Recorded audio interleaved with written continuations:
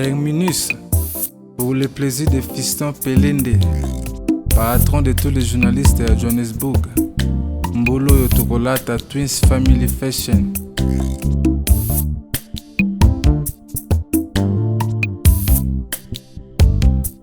Miso nanga emona bato ya ndenge na ndenge, kudefude na yoka mokolo na mona yo Fiston. Imagine na yebisa veke ke ozalaka kitoko, akondi manga te po azomona yo te. Crispin Kafunda ema ebendaka plastique te kaka ebende. Je suis attiré par ton amour, esina komi locataire ya motema na yo. Karantini nango lingi apana yebisa je t'aime. Na raisonnaka jamais un jour ko remplacer yo okombla ba vide nyonso ya motema nanga. Popol Mukuna. Si un jour on recommencer un nouveau monde, nakopona kaka yo nete ministre nanga. L'auteur de mon bonheur c'est toi. Bolingo pesinga kopimela ngai yango te. Popele na yo kaka elengi. Kristo fungola maboko oyambanga. Crispin Kafunda, mon ami.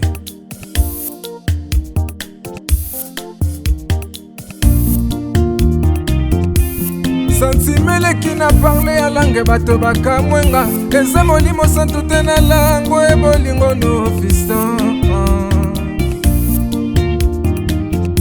Amuna biso ezanga jour férié.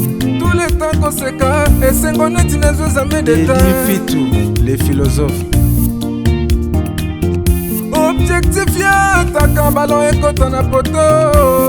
Na linga lelo na suki poza Terminus nanga. Jean-Pierre Minard na Dublin. Osimia limeti pembene sase papa suweno nini.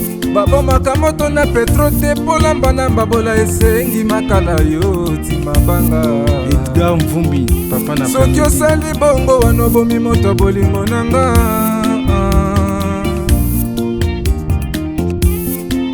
Mobali mbinga na mwina ngolo aboya hydroquinone.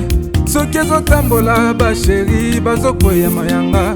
Na retrouve douce tendresse affection epana yo. Nasalelo nini pondi make na kupendaka sana. Shita kwacha Pelende wenjoro yangu. Dans mon cœur tu occuperas toujours la première place.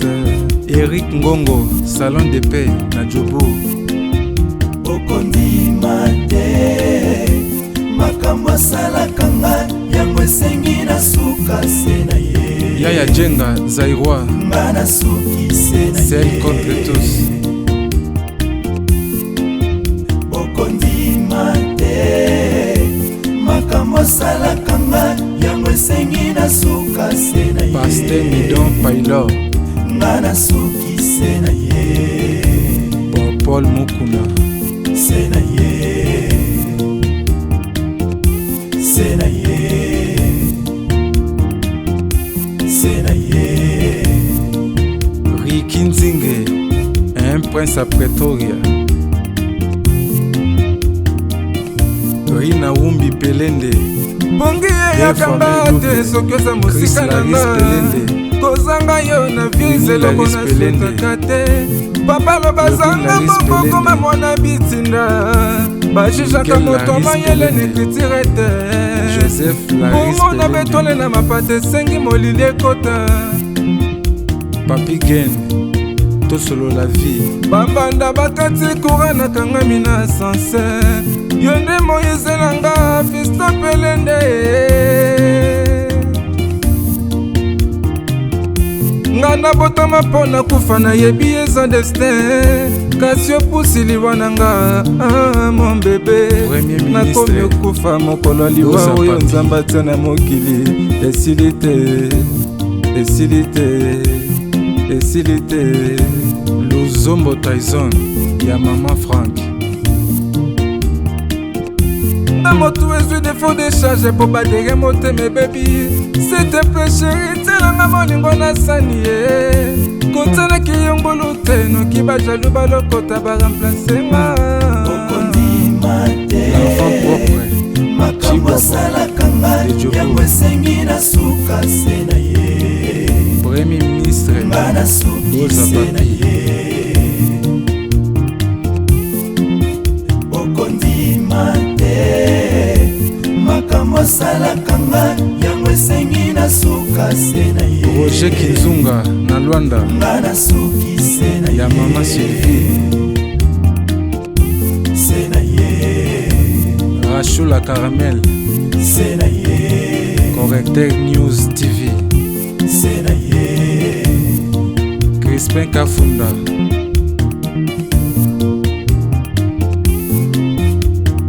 mobali mbinga na mwina ngolo aboya hydroquinone soki ezotambola basheri bazokwea mayanga na retrouve douce tendresse affection epa na yo nasalelo nini mpo ndimake na kupendaka sana shitakwacha pelende wenjoro Radio Collective ya Fiston, tous abonnés massivement, c'est validé.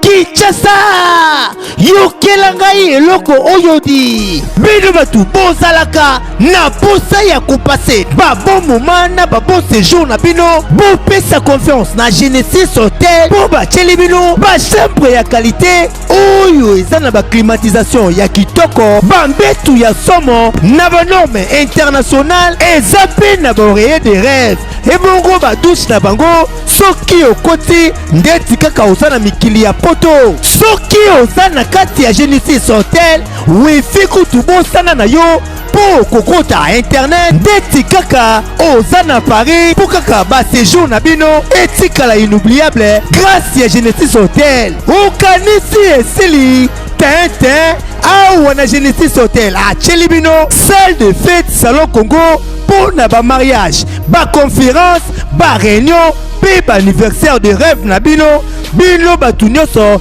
bolingaka kosala ba mariage ya kitoko po na etikala souvenir ya vie na bino mobimba bopesa confiance na salle de fête salon Congo po bokozala na bino de cité awa na salle de fête salon Congo ata boza na nombre ya combien bokozala na bino mobimba po musique eza au rendez-vous climatiseur elenda kaka ndenge bozomona batu nyonso bapesa confiance na salle de fête salon Congo batikala jamais kozala desidi tala awa na salle de fête salon Congo baza na bango na problème ya courant te po baza na mobanke na groupe électrogène oyo esalaka 24 heures sur 24 heures musique toujours au rendez-vous baza na espace moko ya balcon ya munene po na bino batu bolingaka kozwa mopepe kitoko po esala eloko ti ah oui masolo ya bakuzu botikela bango kuna kasi masolo ya salle de fête pe hotel ya qualité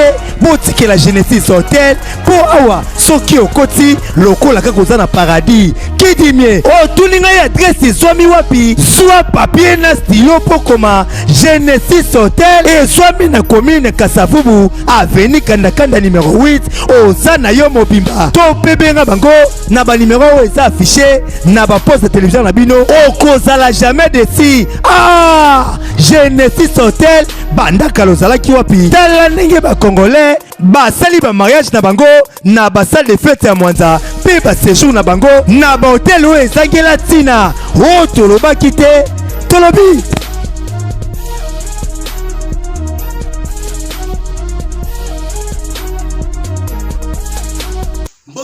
bandeko balandi ya radio logo télévision bisika nyonso bozwami merci na confiance pe fidélité bopesaka na programme oyo radio lokole masolo epai wapi tokutanaka mpona kobeta masolo ya makambo azali koleka bongo na communauté na biso africaine en général mingi ya biso bato ya mangala kombo na ngai Fiston Pelende tata ya Sedek yambo to yamba invité na biso bandeko balandi ya lokole de serebino toko yamba invité de marque lelo kombo na ye lelo tokotanga kombo na ye boyeba yango parce que makambo ya moni nano amona yango te toko yamba lelo Papa Sunda to bengi ye Papa Sunda pona bino azali na témoignage ya kopesa ye ba pesa ba kombe belé ba benga ye diable ba benga ye ba kombe belé ba Belzebul be belé sika lelo boy Papa Sunda akufaki misu Voilà comment on a été mis sur Koufaki. Nana comment qui est mis sur Wana. Satana tonani. Kadia Pemba tonani. Nilo Moko awa ako expliquer biso. Nous allons allons à l'âge à expliquer biso. Nana inde aboma qui est mis sur Wana. Kasi y a un moteur papa Sunda to informer binoge. Vous avez vu qu'il y a l'église de réveil et ça la moi Kokoso. Mon conduit à l'église de réveil. To président à l'église il y avait réveil à Kala. Dodo Kamba. Il paraît à détourner Kimbongo, bah destituer. Abadi Kochama Numu, Kaka Nezalaki, na époque, Yaba Sonika Futa et consort, Yeba Badi Kocha Numu, Sikaboye, Balobi a rien introuvable, mais il paraît à l'États-Unis d'Amérique. Tokoyamba Bongo, Ponabino, révérend, toi là, aimé, Oyazali Bongo proche. Il y a actuel Sika, Obache, mon conduit à l'église de réveil, il y a Sika, Olangi. Patrick Guy Olangi, je crois que Patrick Olangi, donc on va aimer toi là, à expliquer biso n'engue eliwan. Voilà. Voilà, bandeko balandi ndenge tolobaki tokoyamba pona bino révérend Aimé Twala ozali proche ya Olangi oyo baloye bongo nouveau président to nouveau mokambi ya l'église de réveil na Congo a expliquer biso qu'est-ce qui s'est passé na nungu oyo ezali koleka entre Dodo Kamba na batrikage ya sali bakalo vous appréciez nango et pas ya révérend Aimé Twala. Révérend Aimé Twala mbote na yo. Mbote papa Fiston Telende papa la Cédric. Voilà, expliquez-moi qu'est-ce qui se passe en Makambi ya Dodo Kamba a changé de constitution, a révoqué, a destitué, il est où, Tienani, on ne comprend pas Makambi ya Dodo Kamba, expliquez-moi ce qui se passe. Oui, ndeko Fiston ndengo lobby ezalika kabongo ndengo lobby. Constitution changeaki, on est allé à élément autre qui na propos ya munoko ya archi-évêque général Kankin Mwanambu. Alors baki ya moto zaki na assemblée générale l'église des réveils le 21, le 22, le 23, le 24, le 25 clôture na yango. Décision na esi salemaki déjà en date dessus na ba fonction na ye et puis oyazali évêque général ezali Paul David Guy Olangi, Bishop Paul David Guy Olangi yende azali Sikoyo évêque général ya église des réveils au Congo. C'est-à-dire que représentant c'est ka moko bazami balete. Ndeko Kamba azali sous na fonction qui. Donc a koki ko engager église des réveils les sous te nde makambo ndenge ezali. Pour azala ki président na kaka milolo wana esalemaki na Kinshasa, je suis maintenant à Kinshasa. Et bon destituer pour aller ba destituer Kamba. À cause ezali ebele. Ezali mes gestion gabegie financière, ezali ba makambo ebele, ezali financier, donc na terme ya commerçant de ba gabegie financière, ba PV esalemi ebele. Ezali bana ya Nzambe, toki ko ta moninga musapina lisu mingi te metebi ezalaki ndeko akamba ki pe organisation. Mais ezali eloko moko ezali ba mandat. Mwanambo azalaki na présidium alekaki ba musu baleki ba père fondateur nde bango. Pour ko toucher constitution de ça qui au moins na ba père fondateur et puis na kata loi elobami ya organisation wana. Alors tant on toucher yango bebisi mibeko ezali condamnable en tant que bana ya Nzambe il fallait qu'on attendre l'autre camp pour na koyeba ke makamata ko tambola ndenge nini. Alors Mwanambo azali évêque général azali ancien azali père fondateur bazala qui est belé na ba misusu nde ba yokaki ensemble plénière et salemaki sur vote sur makambuto nde Paul David Guy Olangi nde akomi évêque général ezali consensus et salemaki makambo eleki ndenge moko pe l'air de pe ndeko Kamba koma persona makambo salemaki pe ndenge wana. Donc ezali loko moko te ke oyo ke to banda ko sala ba nongo nous sommes les enfants de Dieu, nous avons la peine à craindre de Dieu devant Dieu puisque nous travaillons avec Dieu, ne prenons pas envers la grâce de Dieu. Je pense à 1 Corinthiens, à 2 Corinthiens 1 à 2 et le biango. Et puis au moment que nation a vu ce Congo de moyen l'élo, va dire que nation dont l'éternel est Dieu. Errer les peuples qu'il choisit pour son héritage. Je pense que le chef de l'État son excellent. Ndeko Kamba sikabu azali wapi? Ndeko Kamba azali wapi? Ndeko Kamba azali wapi siko? Dodo Kamba azali wapi? Bon, à ce qui est aux États-Unis, à les États-Unis, à les États-Unis, bon, au moins, il y a un makambe belé, à propos vexatoire, arrogance, parole belé, ce n'est pas bien. À ce qui est en Zambie. Surtout, à la peine, à façon à Koloba, évêque général, au Azalaki, les bossos, au monde, archevêque, général Mwanambo. Azali, papa, quand même. Mais quand est-ce que vous avez remarqué que. Révérend, Révérend, quand est-ce que vous avez remarqué qu'il y a eu des tournements à fond, gérance, voilà, mouté. Gérance, bon, est-ce que Bassan Sarambon, on a Bassan Sarambon, avec l'église réveille, surtout après ça, on pas na yeto, présidence, après Sarambon, comment ça? Makambo oyo naza na précision nango makasi te mais ça fait 3 ans passé oyo ke ba mosuki ndeko bamonaki ba rebrocher ba gestion et na archevêque général Kankes Mwanambo na ba président ba vandaki ba père spirituel ba papa mokuna ba ngoto bazalaki ensemble ba ko reprocher ndeko mais ndeko azaki na mo ba arrogance. Il y a un langage, donc il est bien. Alors, est-ce que c'est vrai que Dodo Kamba a menacé révérend, est-ce que c'est vrai que Dodo Kamba a menacé Batou, qu'il y a un homme qui a joué l'influence? Oui, on a propos et bimé qui l'autre l'ensemble plénière. Les parents se disaient à la police que non, donc c'est ça un peu d'influence. Nous, on a attendu pour le temps pour c'est comme une influence qui n'a pas eu comme Nzambe. L'église Nzambe est en apostasie dans cette église, l'église est sur un beaucoup Nzambe. L'église, la bishop, elle a question pour la politique pour l'église. Mais l'église est comme le politique. C'est comme une apostasie.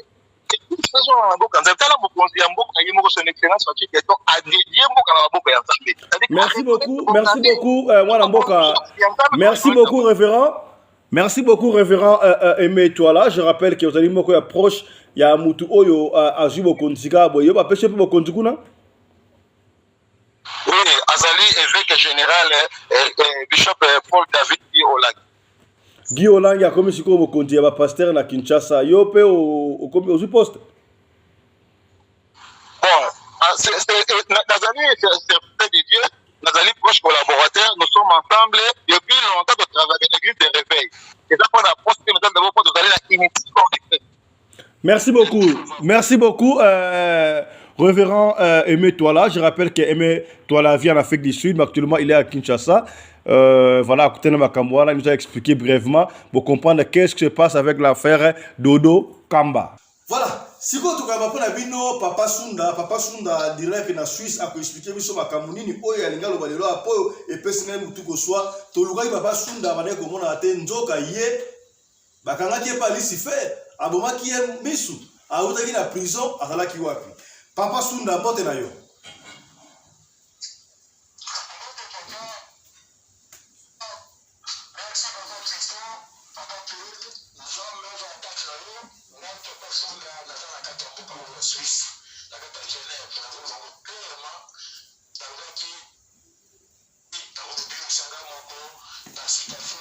Merci beaucoup Papa Sunda, un témoignage choquant pe makasi bi wane koluka papa Suisse Papa Sunda na gite po misu na ye na ki bongo ya kokufa boki na peste témoignage kasi pona ba koti sima ouais ba ki bien te zelato récapituler no rapidement makambo oh Papa Sunda a lobi Papa Sunda lobi boye asoba ki lopango na ye na Mbanzangungu na ba Congo alors maman moko za na Belgique maman wana a essayé non nazala mutu oyo ako sunga yo pona alanda suivi quoi alanda pona balipango na yo tomoma très bien Papa Sunda ko na mutu wana salaire a le futaye $250 par mois alanda kamisala Papa Sunda ko tinda mbongo ba brick batonga boye nzoka ndeko ngwa daki rasta azoko tonga naenda kute mbongo wana abadi ko sala makamuna yemoko afunga utu boutique ya munene na mbongo abatu ko ba tonga ndako tango bonde ngwana Papa Sunda tin ba maçon Badi ko déclarer mais neni tonga mais tonga mate qu'est-ce qui ne va pas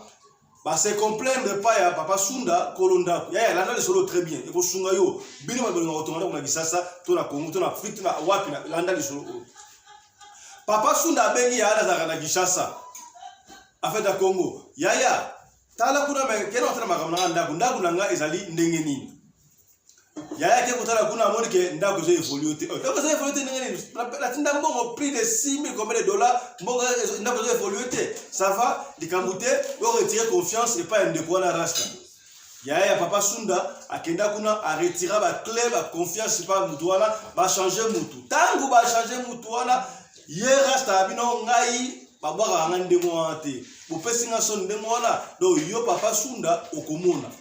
rasta wana ake kosala bichebe ake nzela ya molili babombi papa sunda misu omonte banamona esute bazwi misu na ye batia yango na mpungu parce que rasta wana ye mutazala na kode ya famille na bango bazwi misu ya papa sunda batia yango na kode ya famille na bango ye koto na Suisse azomona taliko komona flou papa sunda benga ya na ye ya nga misu esa sute nazomona batu mibale ata mutuko ya tona katsa mutuko kututa ngai po nazomona batu bien te ya papa sunda azali katoliko batu a renouveau charismatique akei pa sango na bango a expliquer sango na bango sango atala bible ezande boya ça va il faut que ça la cérémonie tout ça la papa sunda vuluzi kimbangu abigisa ye papa sunda atina ki $200 abandi ko la cérémonie sango azui révélation vuluzi kimbangu atalisi non muta osala ye boye ezali rasta oyo azoki na musala ndenga le boye na musala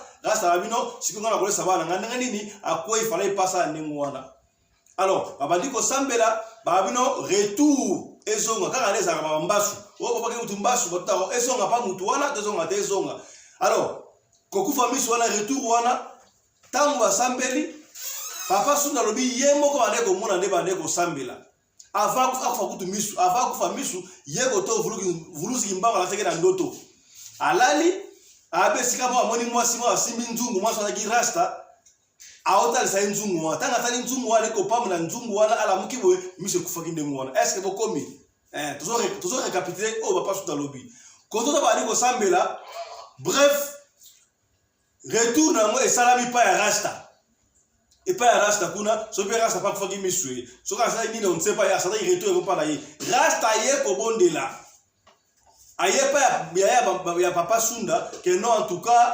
limbisangai nasala besoin ya na papa sunda zo le kate adi bisanga ba kapona sala ke miswana ngam na bomakie pasale nga bosiko retour ko pala nga please ayo ke ngamba wata la mwasi nga atala bana ya ayo ke na mawa basi na bana yota nguyo obomakie misu oyeba ite sala mwasi na bana omona ba mukinde basala ka basambe ndengwana tangu vuluzi kimbangu ayoko zo sai miso silwante kaka mama o wana ya Belgique mama Belgique peut autant suspect mama Belgique total na komo prochainement donc yo okopera ba malfaiteur mama Belgique okopera ba malfaiteur mama Belgique wana tikite to papa sunda moni abengi su papa sunda rasta wala sala ki mabe en tout cas na rasta mutu mususu oyo a continuer kotola onda ko wala c'est vrai papa sunda bien mutu ni boso ko réalité ya ko ça va papa sunda confiance les quatre Batia en contact na deuxième personne.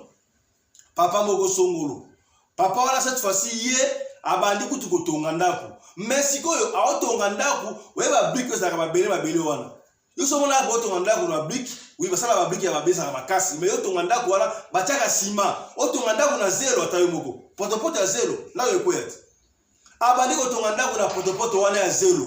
Oh, baba me comment on tombe dans le pot zéro wene baba sunda ndako na ba tombe na 0 ah ouais 0 na 0 imaginez 0 na 0 siki mbule ye et vous en ndenge nini mbule vous en ndenge nini papa sunda avec muto papa yo comment alors prix de $14,000 so pe 16,000 14 ou 16,000 boy appel ku sala boko wala et simbité papa sunda boy problème alobi non ndenge zali awa na retirer confiance mbongo lia poza na mbongo osasuna mbongo na yo ya ozongisa nga te mais pesa ka bakela nga na retirer confiance pa na yo même chose na rasta papa wala pa ke lisusu bagoma papa sunda misu nzoka papa wala la kipe bayeba la kipe na rasta tala bata mukindi bazala kaya tangu yo ka to sunga mutu ozoka to sunga mutu songolo nzoka ye aolingela obulu ya mwana ba agence bandako ezali ndeko soko le kotonga ndako na yo benga ba agence ezali ba compagnie ba kotongela ndako de A à Z ke o confie pas ya mutu pasi ya kusakana te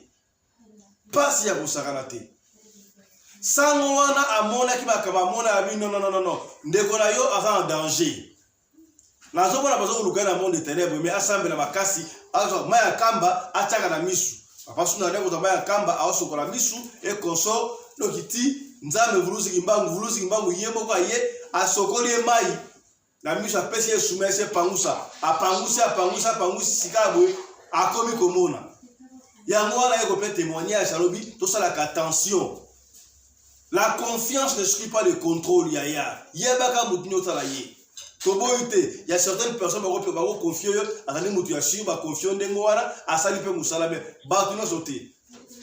Il y a une volonté en Zambie. Est-ce que le Oyo, ils allaient à solo, tu as le bouton, n'a les faut faire quand il y a pire à la raté, pire à comme pirate. Ngai, témoignage ko été ngai. Bomoni, na ngai na bino, to landi ya ngoka ka sika bo direct. Menga na kangi yango na résumé le bino makambo oyo papa Sunda alobi. Na yebi ke mingi obi, toki papa Sunda bien te e balé ko cracher mais na résumé yango. Papa Sunda bendi matoyi, bo sala attention bino wa diaspora. To yebi ke to kenda libanda ko luka. Pour la dosonga. Et loko to kenda libanda ko luka, nanu to zoate. Ju to ko zoa, to ko zonga. Soki yo so zoa, nanu na zoate. So na suya ngona bozonga. Alors, to bongisaka bozongi na biso. To ko va la poto libelate. To ko va la poto fisi libelate. Yo okela fwa komputu. Yo ataki singa pemba ataki kuko to ngona kikuko na ndako na mboka te. Tango ko bengela suka mikila poto. Ba ko bengela suka minde to kozonga na ndako ba bota bino, okozonga wapi? Siko mutanga to ndako na ye. Yo okamata oboma mutu na ndako na ya. Makambu oyo atabino moko.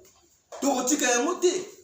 Combien de bateaux bakoti na se ya mabele pona biloko ba bien ya bango moko ndaku na yo okote na se mabele ete ya bino yango ya doko rappeler ya pour anti poisson oloko ke de gisasa oza na poto wapi benga ba pesa o numéro ya ba de poisson ba anti poisson ya liambu mawana oza na garantie mbuma moko garantie ya 6 mois ya ba betio ba nikio e kosa le côté dembuma eza garantie ya 12 mois. La vision. Oh, tu l'as quitté. Tolobi. Papa Sunda, merci na yo, je crois. N'est la résumé, on les a dit bon monter, bon monter. Est-ce qu'on l'a dit résumé la main? En tout cas, merci, papa Pelé. Alandi, on vous très bien. Merci, Mingi. Qui Kabalalo? Sauf et l'eau qui t'a pas là. Allô? Allô? Allô? Allô? Olobi?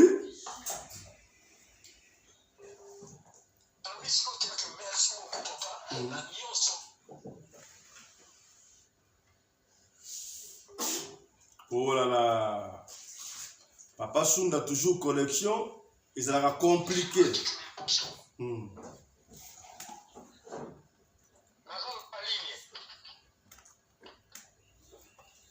Voilà, merci beaucoup Papa Sunda. Malheureusement, que le vidéo qui a monté.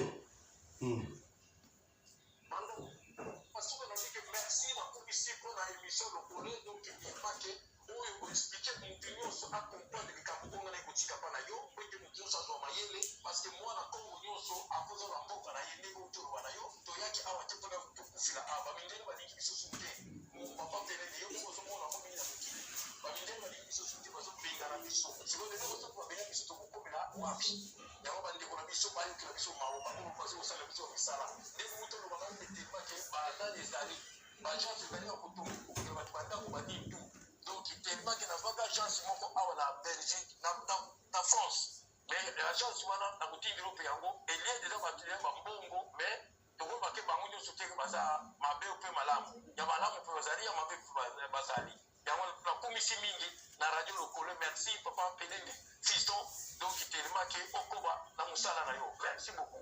Merci beaucoup Bande Kolandi Tosuki Awa, tokutani prochainement na numéro sur Radio Lokole Masolo. D'ici là, portez-vous bien. Merci na résultat émission Oyo, bien sur la débiso tokutani prochainement. Chap chap et tchala. Radio Lokole TV fiston, tous s'abonner massivement. C'est validé. Ya botoko mawana tika topesa matondo to remercier Michael Josh, sponsor officiel ya chaîne Oyo qui nous accompagne et qui continue à nous faire confiance. Michael Josh, merci à toi, merci à vous aussi Kozaliwana. Alors to senga bune loko moko bandeko ko na site na website ya Michael Josh. Au côté kuna oponi article ya soki na Afrique na Afrique boyi. Sikoyo Winten Gebana comprendre siko na Afrique boye elo ndenge banda sama ndenge banda siko na Afrique pour ce moment ya ngona oyo le t-shirt boye to la ti boye ba polo oyo ya Michael Josh au sentir kilo pena ti na polo pena boye mutandimi mais na Europe sika boye mali le banda donc kuna ba rivage ezali ba veste pene ya solo ba jaquette pene ya solo pour na winter c'est quoi hiver na Europe na Amérique na Océanie et bandi boko ta kuna na site pour na commander quelque chose ya to supporter griffe ya wana mboka ko to supporter griffe ya wana mboka ya biloko ya kolata ya bien na moins cher tala yo que so ba chercher kuna 1535 € sikalango ba trahir payo soko so ba chercher na Michael Josh primo ko abordable mama na griffe ya wana mboka ya na lingi Europe nyonso tout to yeba Michael Josh existaka ya bengako côté na site commander quelque chose pour na Michael Josh so rebino côté na site yo benga le Michael Josh so na ngwa so la ngote benga to kopesa yo o so na Michael Josh ye moko so la ki yo mutentel to mona na télévision Michel leki ngala so na Mechentel na Mechentel couturier tel papa eza griffe papa ya to soutenir wana mboka est-ce que vous commis c'est que bien. Pour l'habillement des classes de vos enfants, pour l'élégance de vos enfants, désormais, visitez le magasin Little People Shop chez Mama Charlotte Caputo. Little People Shop chez Mama Charlotte Caputo, l'habillement officiel de vos enfants. Awa et pas Mama Charlotte. Moi namboka, bon monake, ba namboka, congolaise, tala biloko ya kosala, et pas bapaya. Acheli biso bilamba. Banda de 0 à 3 mois, yango yo. Soto yawa de 6 à 9 mois. Toke wana de 9 à 12 ans. Toza na nyonso. Bana mibali na bana basi. Soto yawa. Omoni oya bana basi. Ndenge mwana zo putsana. Toza lokola wato yene 8 ans ti komata. Yango yawa. Koto yo ndi makambo. Mwana zo bimondire ministre. Ya bataille nyoso yango ba Samuel ba Chuchu yango yo andika la tsabana oyine to mutaka elengi tala ba fest bana mwana bimi na fete batu ba komobanga soko lingo somba biloko yo omonike olingo sepelisa mwana na yo ko déplacer na yo te okotika na internet okomona adresse na biso yango wana. Little People Shop chez Mama Charlotte Caputo. Adresse Edenval, Greenstone Shopping Center, shop numéro L119. Téléphone 011 52 46 366. À Jamestown, nous sommes sur Meyer Street 183. Jamestown Town, Johannesburg, shop numéro 5. Téléphone 082 324 85 22. Place nyonso zali benga biso kotaka ligne benga biso teotiko bilamba tina ndako. Little People Shop toza na bilamba ya bana ya qualité olingi osomba kota na website na biso retrouver biso na Facebook toza online pe soko osomba partout na Afrique to délivrer bino na ba courrier na biso préférence ya malamu ya original. Donc, c'est la livraison à domicile. Little People Shop met à votre disposition l'achat en ligne. Allez sur Tekelote, tapez Little People Shop. Choisissez l'article de votre choix. Il vous sera délivré jusque chez vous à la maison. Mais aussi, allez sur Zando, tapez Little People Shop. Choisissez l'article de votre choix. On va vous le délivrer jusque chez vous à la maison. Visitez notre Facebook page, Little People Shop. Little People Shop, ya biso moko. Little People Shop, ya bana mboka. Radio Collective Fiston. Tous abonnés massivement. C'est validé. Yambo to banda tika to présenter bino de chouchou pilipili oyo eket sango na monde entier bandeko. Bonya ngwa to yena ngoli chouchou boye. Yoam yellow table chili. Pilipili oyo bandeko oyo basomba ki yango ba pesi témoignage. Ezo ko traiter ba maladie ebele. O mukongo pasi, ozana ba palpitation, nzoto za malamu te, mutema, gastrite. Yaya tala pilipili oyo. bandeko basombaki yango bapesi témoignage ya pilipili oyo po basentir yango yaya obomesano tomekaka deja mais toye lisusu ozala na mikili ya poto ozala wapi komande pilipili oyo okozwa yango voilà bomoni pilipili yango oyo yaya obelaka pa bapilipili oyo yoam pilipili chili oyo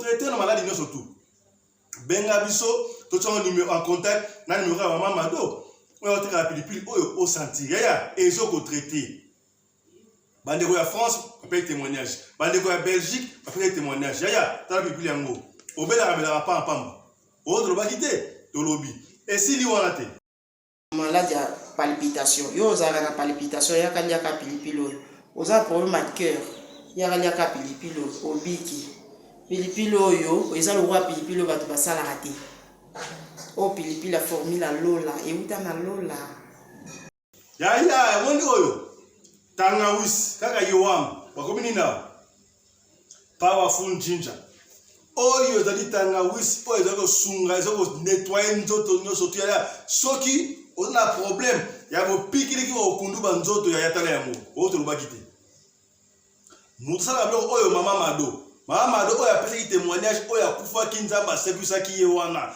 formule oyo eutela apo anzelu tangawisi yango oyo o mama bimaka na ndako papa azokomplike makambo tala yango mama benga awa sombela papa tangawisi oyo eya babute kontene yango yaya oyo esanga mo pa mama na Afrique du Sud yaya ezokende partout na meka yango oyo papa fisaka yo koma kobai omekaka naso likambo te yaya ozofunga ngo lokola oyo bamela masanga vere wana bocomprendre oyo ezokipe te yaya mpona biso bana na nzambe omoni tangawisi oyo soki ozali na bopikiliki bakokudu banzoto mawa tro mela tangawisi oyo okopesanga raison oyo tolobaki te tolobi yoka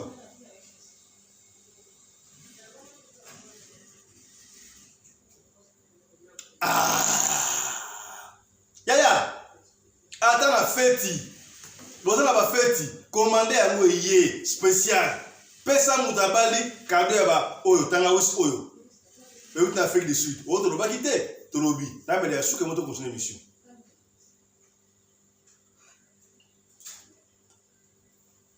voilà za tangawisi ojo ya Mado mayele ya Mado tangawisi ezobikisa tangawisi osoko meli yango ozaki na problème ya constipation esili ozaki na problème hémorroïde esili ozaki okosukosu angine flou ekei ya kodiscuter kutu te yaya esili wana te o mariage ezali libala ezali sika bo libala ezali basengi masanga ntsamba basengi yaya na masanga ya ntsamba o bakongola bazala mayele te moni oyo ezali ntsamba masanga ya ntsamba tiango pene na bouteille normale kage pe mama Mado benga ozo masanga ntsamba comme ça bafete ya poto bafete ya Afrique du Sud et comme la ya Kisasa baosenga mama bapesa baputa mama pesa bapesa maputa pesa boye na masanga ya ntsamba ya ngoyo ntsamba et comme la Josie vous comprenez yango masanga ntsamba o tolobaki te tolobi